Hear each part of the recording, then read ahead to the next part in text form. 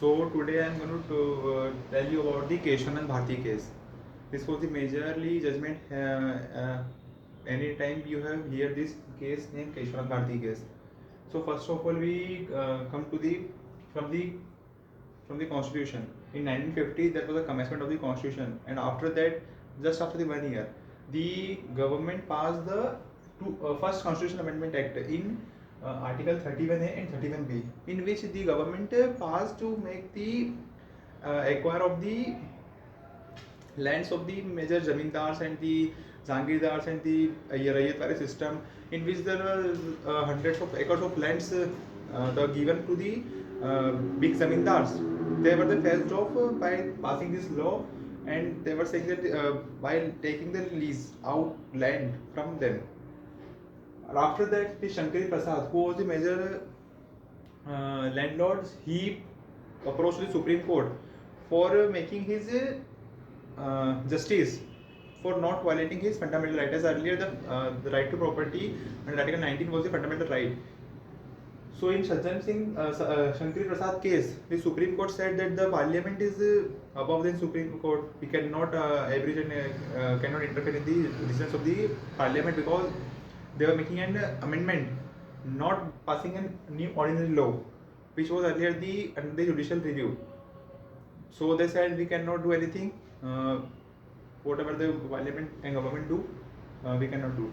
After in 1965, there was also a new person named Sajjan Singh who opposed to the Supreme Court. This was the 5-judge bench. 5-judge bench. I am presuming you that you know everything, that's judicial review, Parliament amendment, Constitution, a bill, what is ordinary bill, and what is difference between article and the amendment. Okay. So he approached the Supreme Court for in a 5-judge bench. He same the decision as was in the Shankari Prasad. The Supreme Court said we cannot interfere in the decisions of the Parliament. The amendment has been passed, and in Article 13, which was earlier giving the power to the Supreme Court to make judicial review, out of which for the ordinary law only, not for the amendment of the Constitution, that the Parliament is taking place. So in Sajjan Singh, there was also the same case. The Supreme Court said we cannot average institute of fundamental rights violating.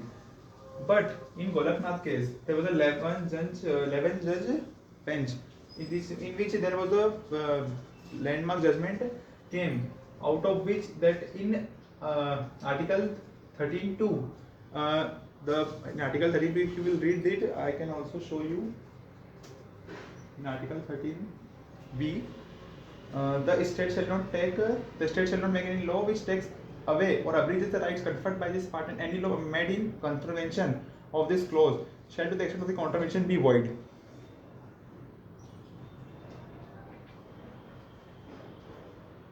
He said that meaningly that the Parliament cannot abridge the fundamental right of an individual. So the Supreme Court put the void and give justice to the Golaknath, that the Parliament cannot take the land of the Golaknath.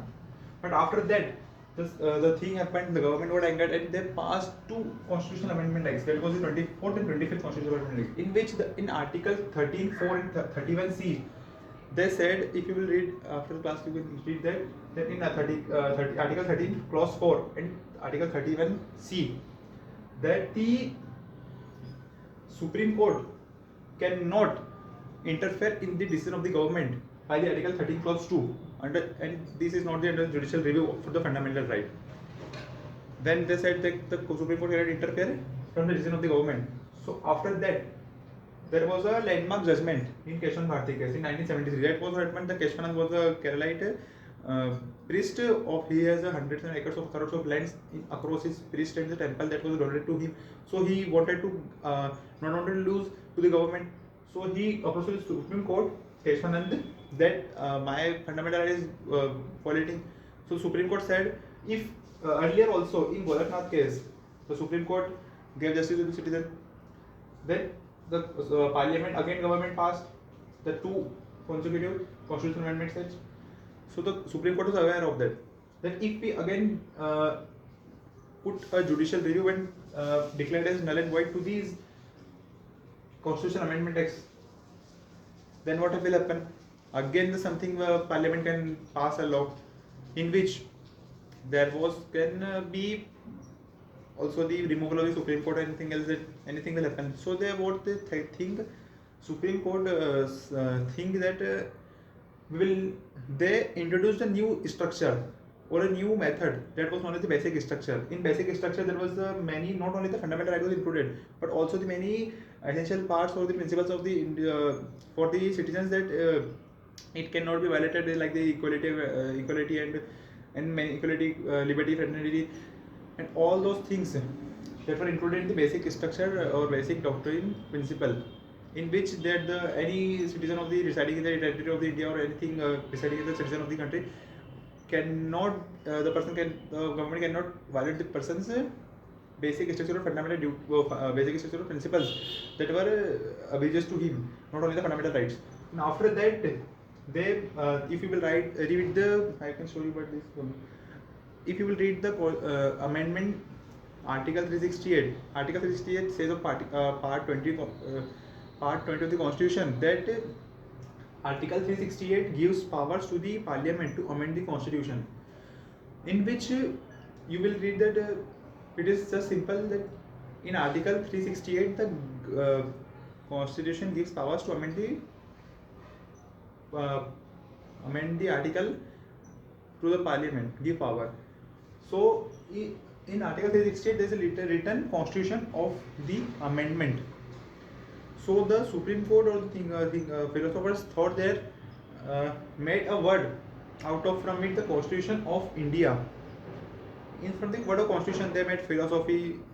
I should tell you, like in Buddhism, they took the gist of the Adi Shankaracharya's work, and also the Buddhist that there is a soul and there is a known soul and there is a birth, death, sorrow, happiness. So there is anything which is having a, I don't understand the contradictory, having a same two-sided face. So there is also can be a phase in Constitution also that cannot be amended. That if there is an amendment of the Constitution, there is something which cannot be amended, and that is the basic structure doctrine that includes everything under it, the fundamental rights, equality, liberty, fraternity, all those things that they cannot adjust to the citizens' inner conscious or the inner right. The Parliament or the government cannot restrict or cannot make injustice to the citizen. So from the word Constitution, they made that there's something that cannot be amended. So from by the Article 368 only, they null and void and give justice to the Kesavananda that the government cannot take the land of the Kesavananda, because Kesavananda having a say that if the government is taking my land, so there is also a right to equality, right to equality people know that take for others also. Why only me? Take land from the others also. Why only me? Or if you are taking, make it a permanent law that everything has a law. So he said, why only me? So for the purpose of equality, proposed to the government. So Kesavananda got the justice out of from it. After that, what happened? Same the Supreme Court also aware of that there something will happen. Remember this was the 13 judgments, Kesavananda Bharati case judgment. There was the 42nd Constitutional Amendment Act, in which you know the Constitutional Amendment Act, when Amendment Act passes, the article includes the part in it or subpart in it. So Article 368 subclause 4 and subclause 5 were introduced, in which they said there is nothing about that what is this bullshit or the crap you are talking about. They said to the Supreme Court, not but written in that, not like that the words I am using, that they said that there is nothing in, I am interpreting that sentence written in the Article 368 clause 1 and clause 5, that there is nothing in the like that doctrine principle. We can do anything also, we can do anything, everything. We are the government and we are the Parliament, we are the people of India. The the government or democracy yourself is the people of India, for the people, by the people and of the people. So they said we are the people, representative of the people, we can do anything. So they said there is nothing like that, and the Supreme Court cannot intervene in that. And that at that time there was a government of the Indira Gandhi. In Indira Gandhi government, she also dismissed the parliament from 4 6 years by the implementation of the judicial emergency, in which she has a very, there's a brief history, or I should not discuss about the emergency. In the later phase or in the later video, we will talk about the emergency also. So just understand by this that there was a implementation of the emergency. Why was happened? Why did it happen? There is a connected connection between these, but we will cover in the next video. So there was the implementation of the emergency, out of which Supreme Court also disbanded, and they passed on many laws. The Indira Gandhi at that time passed around 50 constitutional amendment acts. Yes, so sometimes also we call it a mini Constitution of India, because there was 50 constitutional amendment acts that were passed. That was also a sub part there. There is a Green Tribunal is also a part of that. So they said by passing 42 constitutional amendment in Article 368 4 and clause 5 that there is nothing like that. The Supreme Court cannot intervene in and cannot and have a power to a judicial review on the acts passed by the Parliament. But the Maneka Gandhi case, the Supreme Court said no. There is a because this happened only out of when the Indira Gandhi government got failed and out of the political arena.